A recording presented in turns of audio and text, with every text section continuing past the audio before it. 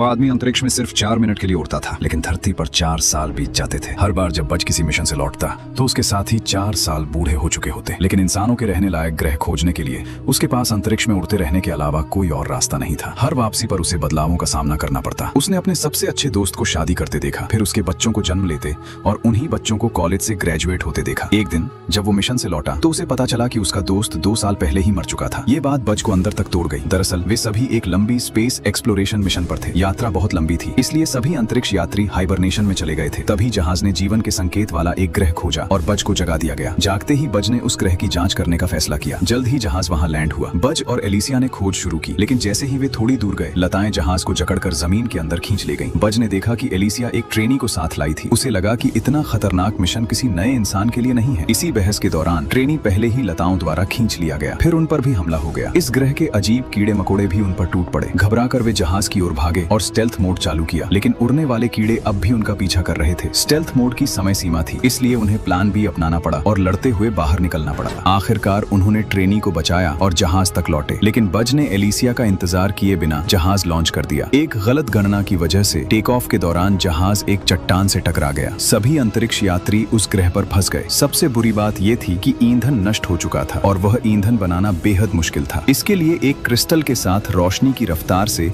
एक तारे के पास से उड़ना पड़ता था। उम्मीद बहुत कम थी, लेकिन उनके पास कोई और विकल्प नहीं था। किस्मत से टीम के सभी लोग काफी कुशल थे। 1 साल से भी कम समय में उन्होंने स्थानीय संसाधनों से एक बेस बना लिया और एक लाइट स्पीड जहाज भी तैयार किया। फिर बज ने ईंधन बनाने के लिए एक के बाद एक मिशन शुरू किए। पहला मिशन क्रिस्टल की समस्या की वजह से नाकाम हो गया। जब वह आखिरी मिशन से लौटा तो उसके सभी करीबी दोस्त दुनिया छोड़ चुके थे। नए कमांडर ने टेस्ट मिशन रद्द कर दिए। 62 साल बीत चुके थे। लोग अब उस ग्रह पर जिंदगी के आदी हो गए थे। वे शील्ड की सुरक्षा में शांति से रहना चाहते थे। जब बज हार मानने ही वाला था, तभी एलिसिया का दिया हुआ रोबोट बिल्ली सामने आया। उसने 62 साल में ईंधन का सही फॉर्मूला निकाल लिया था। उसी वक्त सुरक्षा अधिकारी आए रोबोट को नष्ट करने के लिए। तभी बज ने एक आखिरी उड़ान का फैसला किया। जोरदार धमाका हुआ। सैनिक दरवाजा तोड़कर अंदर घुसे, लेकिन बज रोबोट बिल्ली के साथ भाग चुका था। वो एलिसिया के सपने को पूरा करने के लिए एक बार फिर अंतरिक्ष की ओर निकल पड़ा। इस बार उसने 100% लाइट स्पीड हासिल की और आखिरकार